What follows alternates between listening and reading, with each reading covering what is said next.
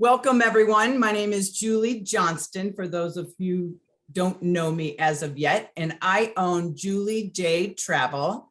I craft inspired experiences for active aging travelers, busy professionals, and groups seeking exhilarating trips that are filled with luxury and that envelop you in the kind of trip that you want to experience of total luxury.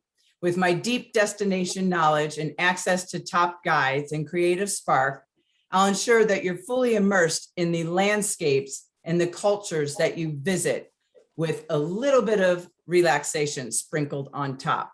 So today, you're joining me live in Florence, Italy, and the show is called Who's Cooking with Julie J Travel. I've been going each month live to a different destination. And this month is going to be Florence, Italy, today, I should say. I'm with one of my Virtuoso preferred travel partners, ICBellagio, with Marta Valsecchi. Give us a wave there. Hi. And her chef, who's our guest chef today, Stefania Borgioli, sorry. Hi. And she's going to be preparing pumpkin leeks and sage risotto and ricotta with raspberry sauce. So I wanted to give you a little bit of background about Stefania. She started in the kitchen with her mother and her grandmothers, and then she became a pastry chef and worked in restaurants over the years. She's now a teacher in Florence, Italy at a culinary school. She works with teenagers and also folks from all around the world. She loves wine so much that she's a sommelier. She was born in Tuscany. She loves to mix and match from the different regions in Italy and create personal and original recipes. So what I'd like to do today is I'd like to start off with a little video to get us excited about the destination that we'll be traveling to. And then from there, we will have Stefania come on and do a cooking demonstration. And then we'll have Marta come on and give us a sample itinerary of the different places that you can travel to in Italy, and then focusing a little bit more on our destination, Florence, today. I've actually been there and love it. My husband and I went 25 years ago, actually this year, because we went for our honeymoon. We went to Rome, Florence, Venice, Milan, and Paris. And I have to say, Florence was absolutely, hands down, one of my favorite destinations. There's so much cultural experiences there, the art, the history, seeing David in person, it was magnificent. So let's go now and have a short little video.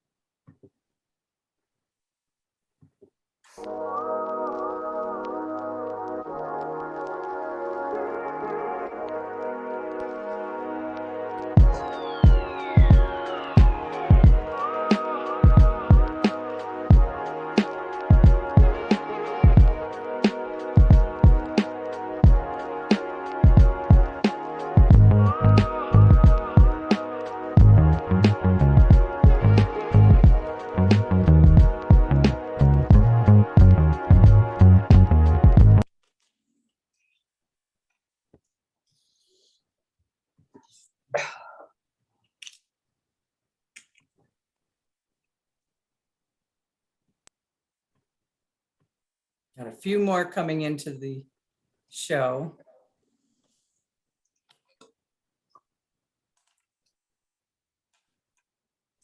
So I'd like to start off with Stefania. And again, she's live in Florence today. We had a couple questions come in initially, Stefania, so I just wanted to start the show off with answering a couple questions that I received via email. One of the guests was wondering what brand of rice that you would suggest for risotto. And Stefania and I were just chatting about that. Obviously, she's very, very familiar with brands in Italy, but not necessarily here in the United States. So she's going to kind of maybe guide us on the type of rice, and we can go from there. And there's a couple other questions as well. Yes, Julie, as we were discussing, my recommendation is to choose the right kind of rice, the right variety of rice. In Italy, we use just 3 varieties of rice, which are preferable to all the others because of the starch content and because of the texture that you can obtain with your final dish. And these 3 varieties, which are already also indicated on the recipes that I have sent, are Arborio, Vialone Nano, and Carnaroli. I'm sure that they are easily available in the United States. And Marta also, she can get products from Italy, so they can be arranged through me. She has different pastas and pesto and things like that. If you want to speak a little bit about that opportunity, Marta, that'd be great. Sure, of course. Yeah, we can arrange food and wine boxes that can be shipped to the United States. The only thing is that we cannot mix food and wine for shipping rules. This is not possible. Either you choose wine or you choose food, or you can choose, of course, 2 boxes and we will send them to you. In our food boxes, there are all typical products that come from Italy that everybody thinks when they think about Italy. So for example, of course, pasta, rice, but also pesto and also balsamic vinegar, olive oil. We can also ship Parmigiano Reggiano, Parmesan cheese. So anything at all, any kind of loved product that you would like to taste directly from Italy, we can help you finding it from our local suppliers and food and wine producers and ship directly to the US. Thank you. Also, one of the brands that I've used locally is this brand here, and have been very satisfied with it. So that's an option here in the US that I could suggest. Also, the next question was, how soft should the rice be in a perfect risotto? So, first of all, follow the instructions on the envelope, on the label. Usually, rice should be cooked 16 minutes, if it is Vialone Nano, or Arborio and Carnaroli, 18 minutes. Anyway, the perfect texture is when the grains of rice are soft, not mushy, with a little crunchy in the middle, but a very little. It doesn't have to be al dente like pasta, for example. Just a very little. Perfect. And the other question was, how long should a risotto rice be soaked before cooking? This is very easy because you shouldn't soak the rice before cooking. You cook directly with your rice without any soaking time. Perfect. To get started, that'd be great. Okay. So, as Julie has anticipated, I am preparing with you 2 recipes. The risotto with pumpkin, leek, and sage, and also a dessert. A dessert that has very few ingredients and takes very few minutes. So it's something that you can prepare also last moment if you don't have so much time for your dinner party. In a few minutes, you can make a good dessert made with the ingredients are ricotta cheese, mascarpone cheese, whipping cream, and raspberries, or if you prefer blueberry or strawberries, your favorite berries, just a few drops of lemon, sugar, and ladyfinger. Now, let's see how to start.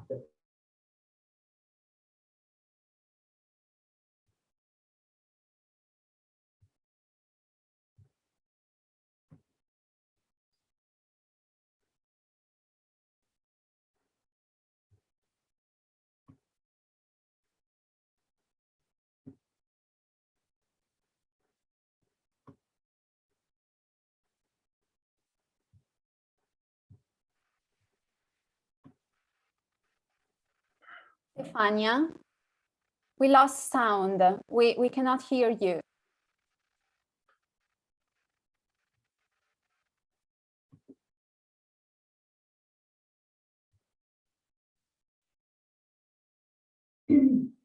I'm sorry, I don't know why. So, did you hear the list of ingredients? I will. No, can you start again, please? Yes. So we have mascarpone cheese, ricotta cheese, whipping cream, raspberries, and unrefined sugar. Of course, you can use white sugar. I always prefer to use the unrefined one, which is healthier, and I prefer the taste as well, which is not just sweet, but has a particular taste. So I have added some raspberries to a small bowl with a tablespoon of sugar, a little bit of lemon zest, sorry, lemon juice, not zest. I'm not so used to be on TV like today. And I mash because I want to obtain a sort of puree which will soak the lady fingers.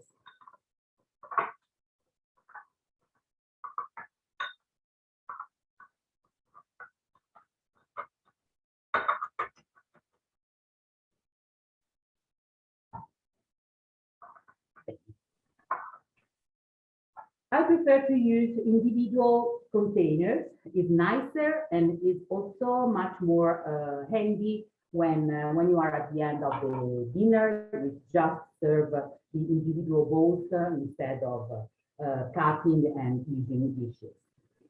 So I will cut the lady fingers to be able to put them into this container.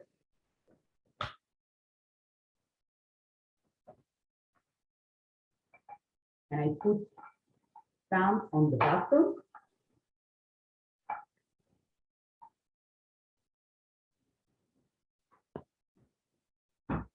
I add the puree.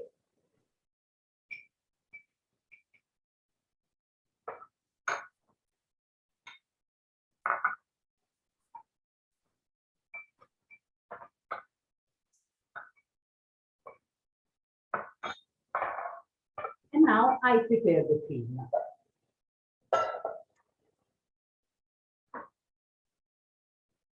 We are going to have some extra noise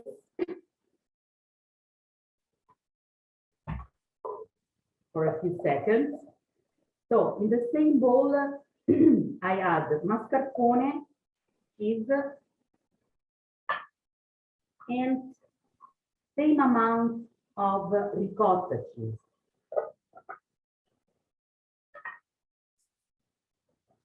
And I start whisking to break the lumps of the ricotta.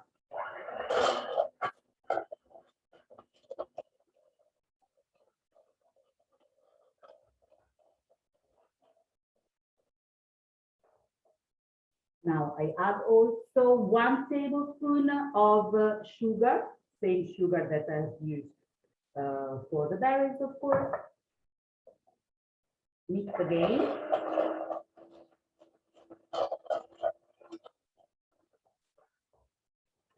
Now I can pour the heavy cream. Of course, on the recipe that you have received, you have precise amounts.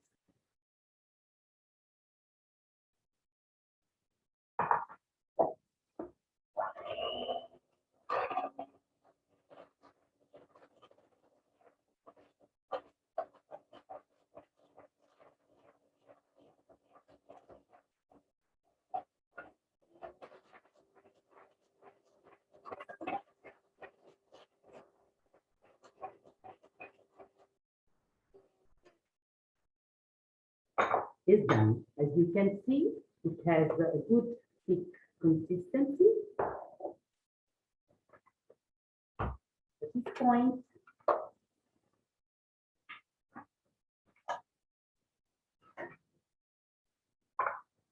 You can use a scoop. I prefer to use a piping bag. I put it into a container, which will help me to fill it.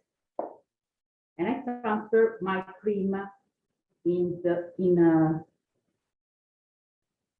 plastic bag. Stefania, a question came up asking about the amounts of the ingredients. I'm sorry? A question came up in the chat box asking about the amounts of the ingredients. Okay, the amounts are, the three cheeses are about half a cup of ricotta, half a cup of mascarpone, half a cup of heavy cream, same amount, and 1 tablespoon, heaping tablespoon of sugar. The amount of sugar can vary depending on your personal preferences.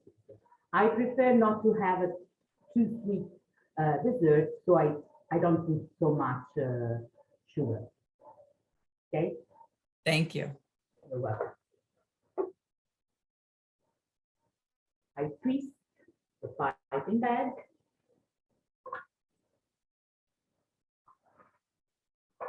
And I fill my container for about a half of the volume. Then I will put another layer of lady fingers.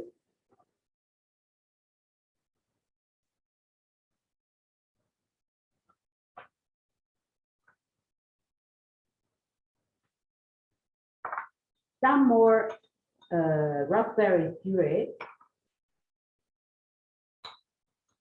Love the colors of this dessert.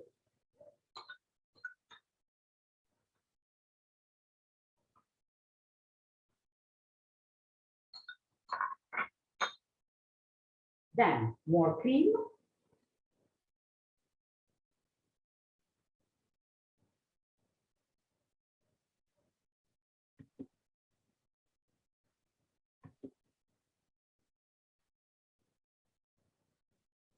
And I top with some berries.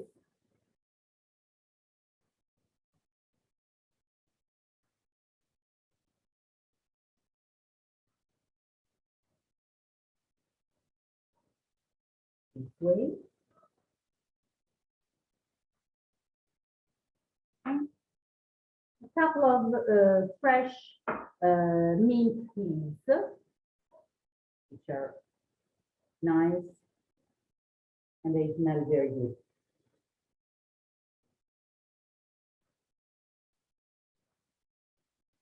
Okay, the set is done. I put in the refrigerator at least for an hour, but you can make it also in advance and serve when you want to serve it. Looks delicious. I haven't had lunch, so you're killing me here. Easy and quick. That's how I like it. So just a second to. As you can see, I have some leftover cream because the recipe is for 4 portions. I have more to make 2 more portions, but it was enough as a demonstration to make 2 portions. Okay.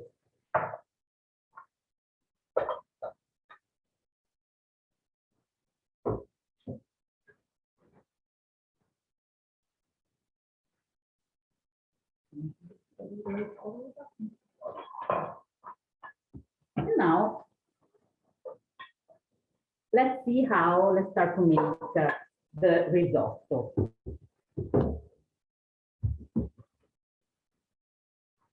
So I'm going to list the ingredients. We have half a liter. I will use half of it. Then half a cup of pumpkin puree, sage leaves, salt, pepper, nutmeg, Parmigiano Reggiano grated, and of course, rice. This is Vialone Nano rice and extra virgin olive oil for the cooking. The kind of pumpkin that I prefer to use is this one. In Italy, we call it zucca mantovana. Of course, you don't have the same kind of pumpkin in the United States, but very, very similar in texture and taste is the chestnut pumpkin. In fact, the taste of this delicious pumpkin is really, really close to the chestnut. Now, I will show you how to prepare the pumpkin later. In case, if you are in a hurry or if you prefer, you can use canned pumpkin. It's not a problem, absolutely. So, I start to chop the leek. I will use half of it will be enough. I cut it lengthwise. And then I slice it very, very thin.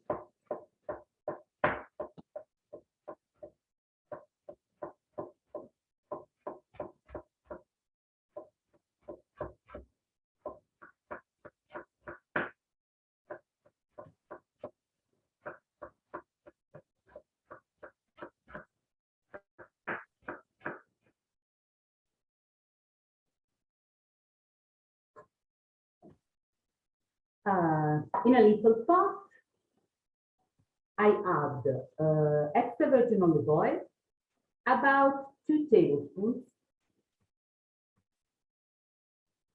Italians cook a lot eyeball. If you want to measure, you will measure 2 tablespoons. I put the leek.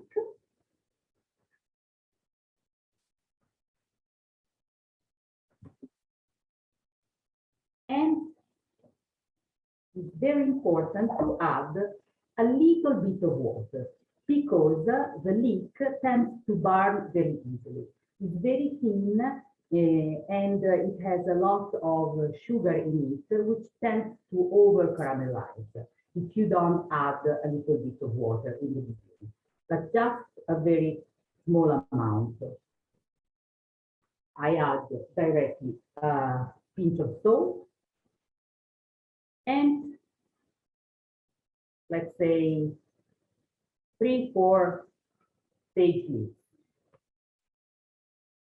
And I start to cook it on a medium heat.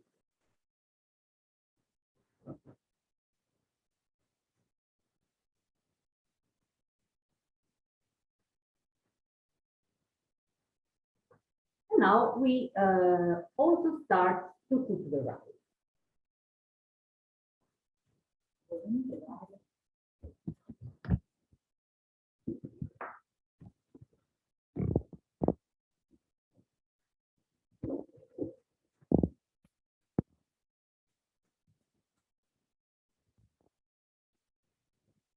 Okay, making risotto requires a few precise rules that should be followed. The first we have already listed is the choice of the rice. I repeat, arborio, carnaroli, or vialone nano is fundamental. Now I'm using a pan without any fat, nothing in it, because I want to toast the rice. It will take, I don't know, about 30 seconds. I'm on a high heat, so it will cook fast. Stefania, we had a question asking how much rice. This is 2 handfuls per person, so 4 handfuls. I'm cooking for 2 today. Okay. How to know when the rice is toasted? You don't have to wait that it gets colored. It doesn't have to change the color. You know when it's ready, touching it, if it's hot, it's done. For the moment, I can wait a little bit more. This step is fundamental because tossing the rice, we keep the starch inside. And in the beginning of the risotto, we want to keep the starch inside. Second step, because now it's hot and it's ready, white wine. This is a dry white wine. This is a wine from Sicily. Anyway, you can use any kind of dry white wine.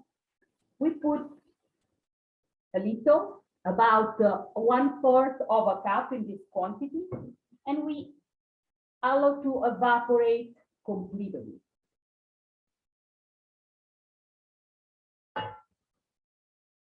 I am also boiling some water here, because we will cook the rice with boiling water.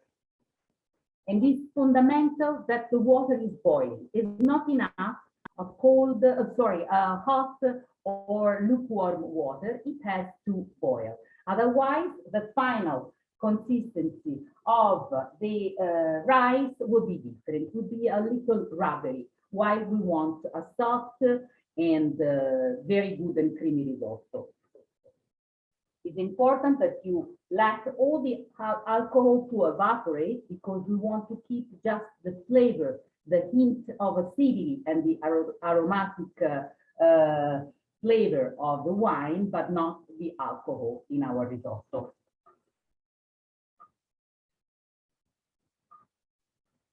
This is now, you can smell that it's not alcoholic anymore. And I can start to add water.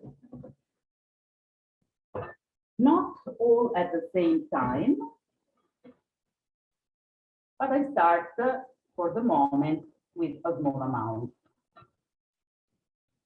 My leek here beside is cooking.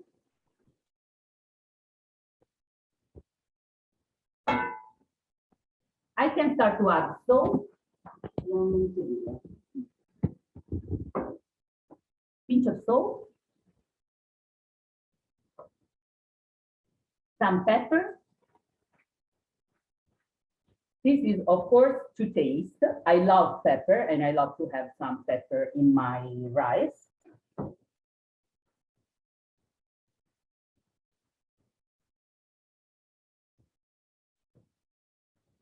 And I also can grate some nutmeg in the risotto. Grate or put already grated if you have it.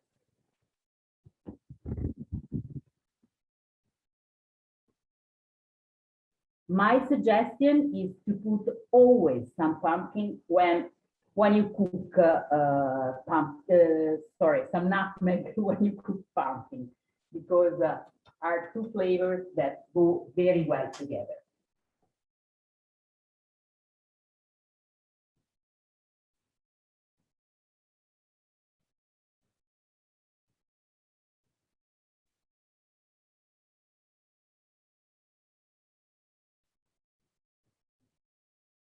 I keep adding water.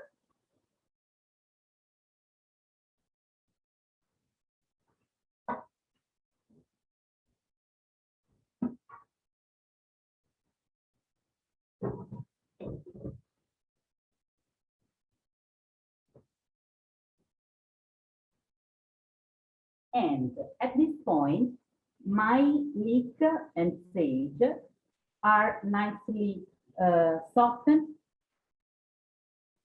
So I can add it to the risotto. I want to show you how soft it has to be.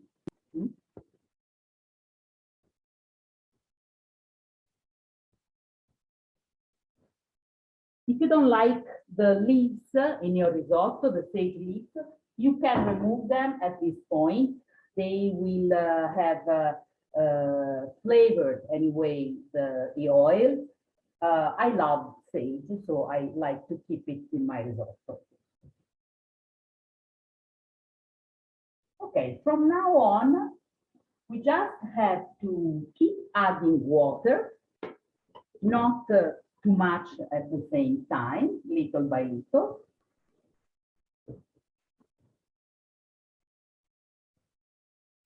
Keep it boiling for about 15 minutes. I want to show you how I make my pumpkin puree, okay?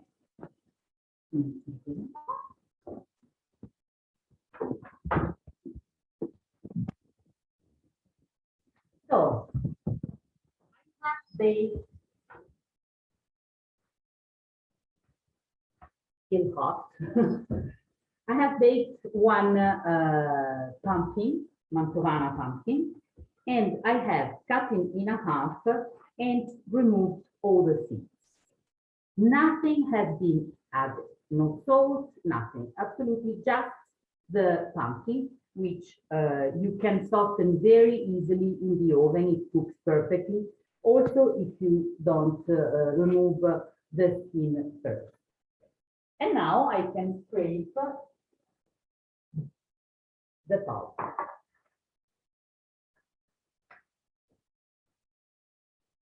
This way. I scoop. And I have my perfect puree.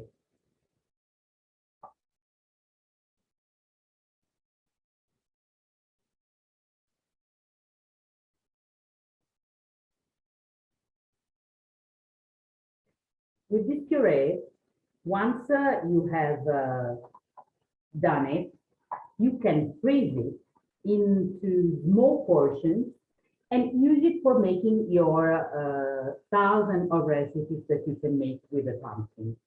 Risotto, you can make a pasta sauce, still with some lico or with a shallot. You can make ravioli stuffing or desserts, even if it's not in Italian tradition to make desserts with pumpkin, but we know that they are delicious.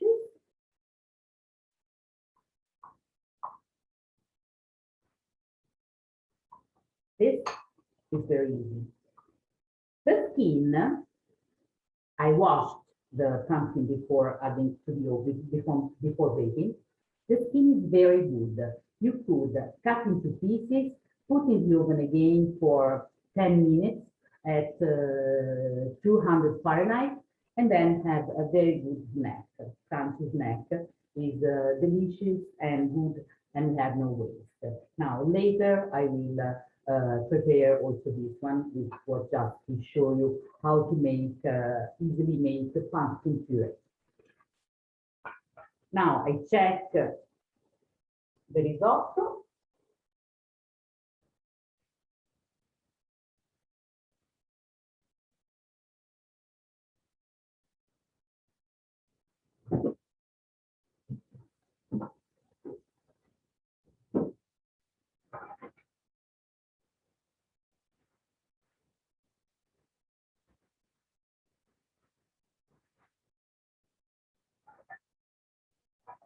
And I grate some Parmigiano Reggiano.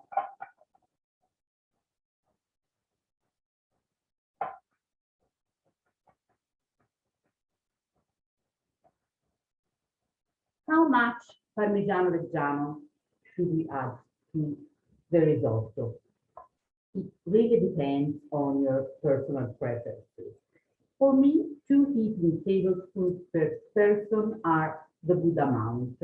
The pumpkin is a sweet ingredient, so it needs something savory, something salty to balance the sweetness. And the Parmigiano Reggiano is perfect for this purpose. You could also use a blue cheese as gorgonzola if you want to use an Italian one, or otherwise a Stilton or another blue cheese, which is perfect with the sweetness of the pumpkin.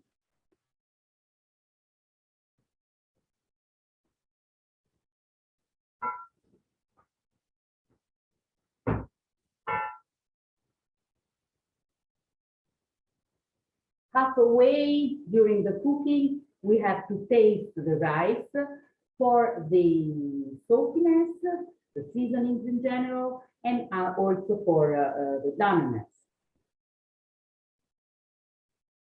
Salt is very good. And it requires 2-3 more minutes of cooking. I add more water.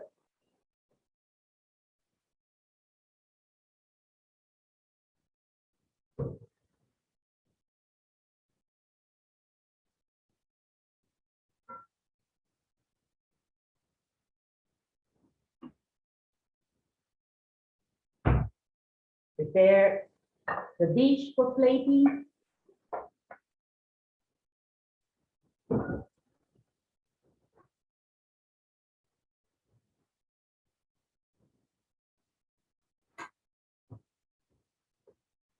The butter at the end is fundamental.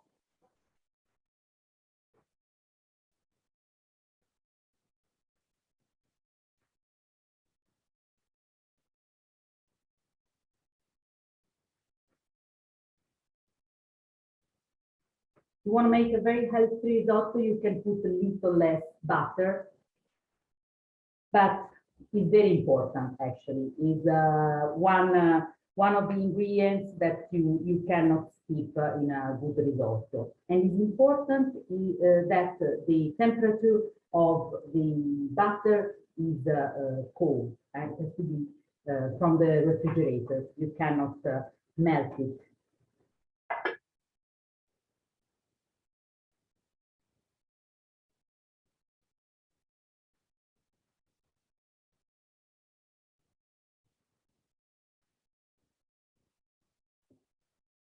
Stefania, we had a question earlier to Yes. circle back to the dessert as to what pairing of a liqueur you might suggest with it. I'm sorry, what pairing? With the dessert that we did earlier, a liqueur. Liqueur. Yeah, an after dinner drink with that. See. Liquor probably is a little bit too strong. I wouldn't put something very alcoholic. And I have to say that pairing wine or liquor to a very creamy and fatty and cold dessert is not easy at all because of the temperature and because of the fattiness that you have in your mouth. Anyway, I would put a sparkling sweet wine as a Moscato, for example. This is my suggestion. Now, Very good, thank you. the rice is done.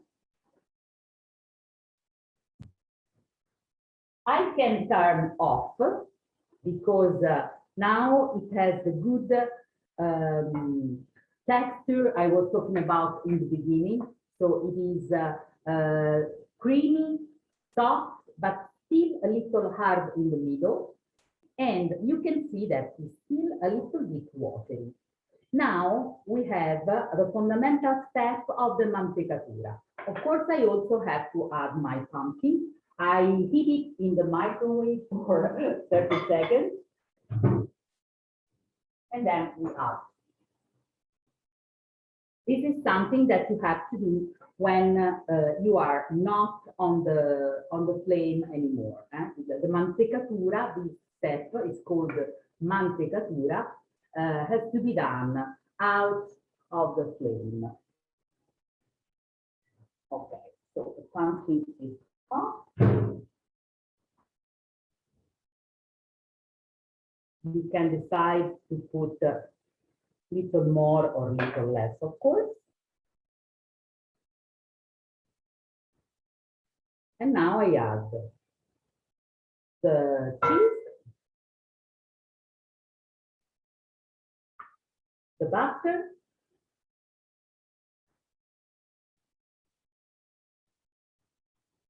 for 2 people, I think I have added 3 tablespoons of butter.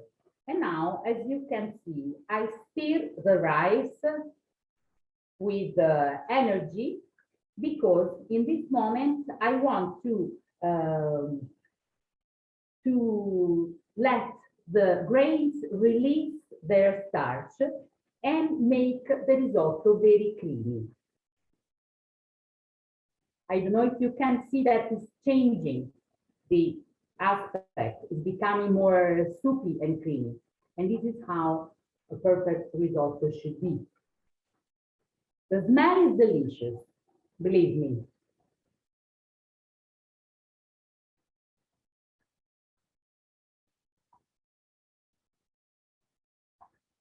The risotto is done, and now I can plate it.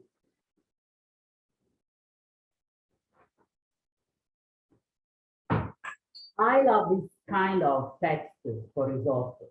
The risotto, once you put in the plate, thickens very fast, and this is the good consistency. We call it all'onda, so wave risotto, which is still very, very creamy.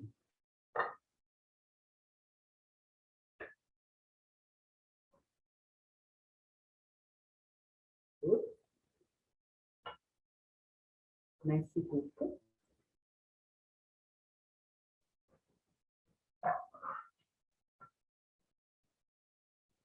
My portion includes the leeks and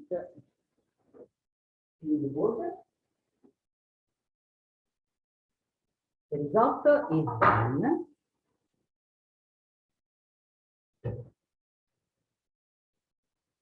And now we should pair a good wine to this risotto. You should choose a white wine with a good body, but today I have chosen a rosé,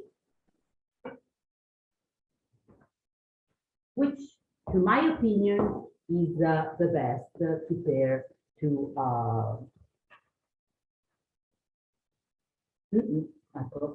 sorry, I was looking for this for the cork. I think that a rosé wine is the best to pair to risotto with something. And this is a particular wine from Lazio region, is Bombino Nero. Anyway, you should choose a rosé from Merlot or from even better, from Pinot Noir would be perfect.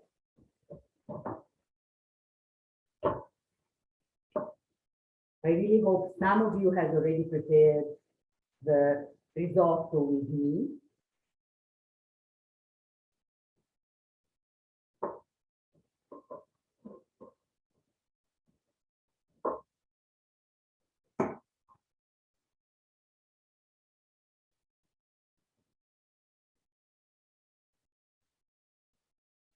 Okay, good.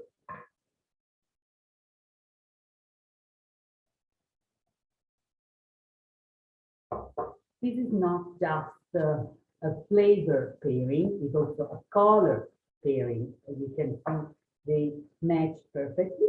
So now, cheers, salute. If you don't have any questions, my fish are prepared. Wonderful. Thank you so much. It looks absolutely delicious. Marta, maybe Marta, you could put the wine in that she's suggesting into the chat box. There's only thing I see in here is regarding Parmesan, but I don't know what the actual question is. So we will move on. We are getting short on time, so we definitely want to get into our presentation. Thank you so much, Stefania. It looks excellent. And risotto is one of my favorite, and I absolutely love sage as well. So I'm excited to make that dish because it's cold here in Vermont where I'm located, and it's fall. So it's the perfect dish right now to make here in this region. So Marta, let's get started with you. And Stefania, if you want to mute yourself there, that'd be great. And we'll get started with our presentation. Okay. Okay. Bye bye. Ciao a tutti. Grazie mille. Arrivederci. Okay, Julie, can I share my screen? Yes, let's see. Is it allowing you now? Let me just try. Can you Okay. see it? Yes. Okay. Okay, so here we are. Buongiorno a tutti, and thanks so much for joining us today. I hope you enjoyed cooking with Stefania, who is one of our wonderful partners in Florence. And I believe there is actually no better way for me to start my speech than and to introduce you to ICBellagio than having you meet Stefania, since we truly believe that we are more than a team, we are a community, as our motto here in this first slide says. We have a great team here at ICBellagio, which is composed not only by my CEO, Andrea Grisdale, my colleagues and I, who work to create wonderful itineraries for travelers, but we also have a huge network of supplier partners, as we like to call them, throughout the country, and we really see them as part of the ICBellagio community. So thanks so much to Stefania, who was here with us today, and thank you so much, Julie, for inviting us. It's a pleasure for me to be here with you today. So just a few words about ICBellagio. We are a DMC for Italy, which means that we only do Italy. We specialize in tailor-made luxury itineraries, and we are based in Bellagio on Lake Como in northern Italy, just 1.5 hours driving from Milan. Even if we are based here in Bellagio, we can help you with itineraries that cover all over Italy. I mean, from the Amalfi Coast to Cinque Terre, Venice, Rome, but also the islands, so Sicily, Sardinia, and of course, Tuscany and Florence. That is where Stefania is based. And here you can see a wonderful picture of Florence taken from Piazzale Michelangelo. That is one of my favorite spots in Florence, very panoramic and wonderful views from here. For those of you who have never been to Florence, this town is simply incredible. So I can honestly say that Florence is one of my favorite towns in Italy, and I never get tired of being back and visit it again and again, since it has really so much to offer from a cultural, artistic, historical, but also gastronomical point of view. Florence is known all over the world as the birthplace of the Renaissance. And as you may know, it is also considered to be the birthplace of Italian language, because our Italian poet, Dante Alighieri, wrote his most important works, including the Divina Commedia, in Florentine dialect rather than in Latin. So this is how the Italian language was born. And this is something that I can assure when you go to Florence, you can feel that every Florentine person is very proud of this. I would like to give you maybe an overview of some of the most famous and beautiful hotels that we usually work with, starting from Hotel Savoy, which is one of my favorite, but they are also beautiful that I was not able to choose. So Hotel Savoy is a 5-star hotel. It is part of the Roccoforte group. And the location is the key selling point of this hotel, since it is located in Piazza della Repubblica, that is the very heart of Florence. The hotel has 102 rooms and suites. And from most of the suites, especially the ones located on the highest floor, you have a wonderful view over Piazza della Repubblica, Repubblica Square, or over the Duomo Cathedral. The hotel also has a restaurant called Irene that offers traditional and regional Italian dishes that change with the seasons. Still central, but located in another area of the town, we can find Hotel Lungarno, which is another one that I particularly like. This is part of the Lungarno collection, and it is owned by the Ferragamo family. You may have heard of them for fashion-related topics. As you can see here from these pictures, the big plus of the hotel is for sure the view over the Arno River and Ponte Vecchio. The hotel has 73 rooms and suites with stylish interiors, and many rooms also have a balcony or a private terrace, which is a big plus, especially if you are in Florence in summertime. And there are many options for connecting rooms, so it is an ideal hotel for families. The hotel also has a Michelin star restaurant called Borgo San Jacopo that has a terrace with wonderful views. On the opposite side of the Arno River, we find Hotel Lungarno's sister property, which is called Hotel Portrait. This one is a boutique hotel. It has only 37 rooms and suites, including a wonderful rooftop suite. It is owned by the Ferragamo family, and it is listed among the leading hotels of the world. The style, as you can see, is elegant, sophisticated. The atmosphere is intimate, relaxed. So I would definitely suggest this hotel maybe to couples rather than families, also because it has just a few options of connecting rooms.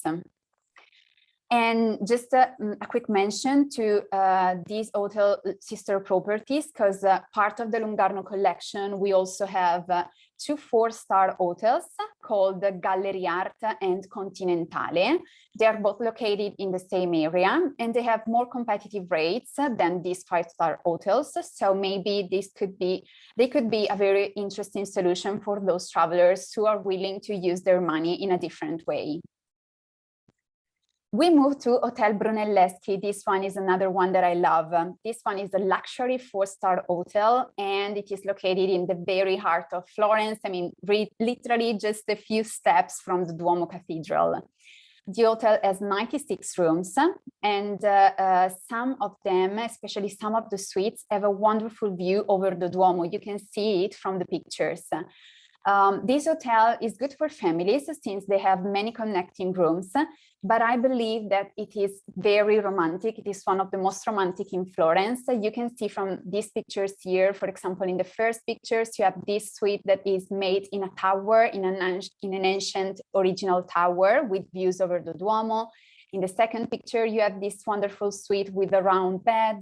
In the third picture, this is the pool suite on the top floor with a jacuzzi, a private jacuzzi on the terrace overlooking the Duomo. So it's for couples looking for a romantic getaway to Florence. This could be a very good option. And the last one that I would like to mention is Hotel Villa La Massa. This one is another one of my favorites. It is the sister property of Villa d'Este. You may know better the Villa d'Este because it's very famous. It is an iconic hotel here on Lake Como. Villa La Massa is its sister property, but the feeling is completely different. While Villa d'Este is much more traditional and elegant, at Villa La Massa you have this country feeling, which I love because the hotel is housed in a 16th century villa along the Arno River. And it is located just 20 minutes driving from Florence city center, and they have a shuttle service for guests. So I like the fact that you are literally at the doorstep of Florence, but you have already a feeling of the countryside. You have a pool, you have a private park. So also for families with kids, and especially if you're traveling in summer, in the warmer months, this could be a very good option because after a day of touring and visiting museums in Florence, you can go back and have some relaxation, maybe swim in the pool and really enjoy, make the most of your stay in Florence. Talking about activities that can be done in Florence, in addition to a cooking class with our lovely chef Stefania, of course, there is much more that we can arrange. First-timers should not miss an introductory walking tour of the town with our expert local guide to have an overview of the town.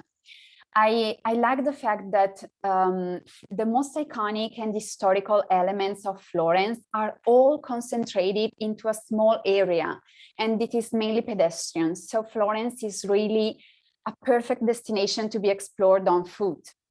Then, of course, with a countless number of art galleries and more than 45 museums, Florence is the perfect destination for art lovers. We should not miss a visit to the Accademia Gallery, this one here where you can see the Michelangelo's David, or to the Uffizi Gallery, that is the world's best collection of Italian Renaissance art. Talking about the Renaissance, you may know that this period of time is strictly connecting with the Medici family.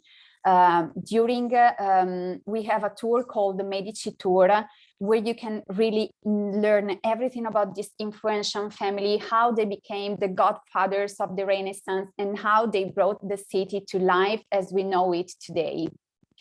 For the ones who are looking for some tours that are more lifestyle related, we have many options. For example, a lovely aperitivo tour that can be done in the late afternoon to go from one bar to the other, mix and mingles with the locals, have a spritz or a Campari, something to drink with, of course, finger food, because in Italy we always like to serve a finger food with drinks at aperitivo time. Or maybe an artisan tour to visit the local workshops and meet local artisans. This tour mainly takes place in the Oltrarno quarter of the town. Oltrarno literally means over the Arno River, which means the city center of Florence, where you find the cathedral, is on one side, then you cross Ponte Vecchio, and on the other side you find this Oltrarno area, which is vibrant. It's very, you can find many local people going there. You can find artisan workshops. You can find artists, so you can meet with artists who make paintings and sculptures. This is truly something that will make you live as a local. For active travelers who love outdoor activities, we can arrange a bike tour of Florence. This one will not take place in the city center because being mainly pedestrian and being very much crowded sometimes, we prefer not to put you on a bike in the city center. We will just suggest some itineraries around Florence and of course include some of the panoramic spots, for example, a stop in Piazzale Michelangelo. There are some hills around Florence, so for the ones who prefer to have an electric bike, we can of course provide it. And then talking about the hills surrounding Florence, there are also some hikes that can be done. Hiking experiences, for example, one to Fiesole with a stop in a panoramic place, agriturismo, where you can have a picnic lunch.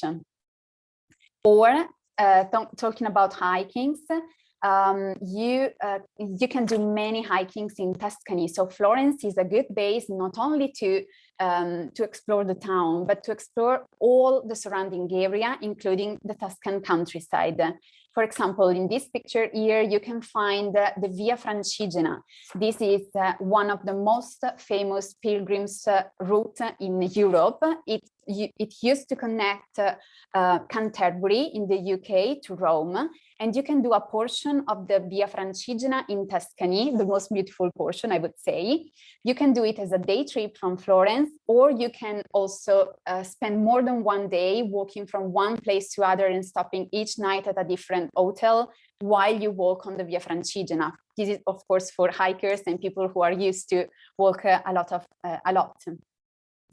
Wine lovers should not miss a day trip to the Chianti wine region. So this can be done as a day trip 7 to 9 hours from Florence. You can visit local family-owned smaller wineries, or we can also arrange visits to famous wineries such as Antinori, for example. And this tour can be done with a local expert driver and, of course, a comfortable Mercedes vehicle. Or for the ones who are looking for something more special, we can also arrange a vintage Fiat 500 tour or a vintage Vespa tour to explore Tuscany and visit vineyards and stop to take amazing pictures now and then. Another great opportunity for a full day tour from Florence is the one to San Gimignano, that is known as the City of Tower, and Siena. Siena is very well known for the Palio race. You may have heard of it. It takes place twice a year in July and in August. if you visit Tuscany in those periods, you should not miss this experience. I had the chance to personally visit Siena and saw the Palio from a private balcony overlooking Piazza del Campo. And I can assure that this was one of the best days in my life. It is unforgettable because you really feel the town. You feel how the local, how important it is for the local, this race, and how important it is for them to win the race. But most importantly, it is in each contrada as an enemy. And the most important thing is that the enemy contrada does not win. This is the most important thing in the Palio race. But of course, even if you do not happen to be in Tuscany in July or August, you can still enjoy a guided tour of Siena. I mean, you can visit the town on your own because it's small and it's mainly pedestrian, but I guarantee that it will completely change your point of view visiting the town with a local person, a local expert who was born there, raised there, and who knows everything about Contrada and the enemies and everything. So you will also have the chance to visit a Contrada.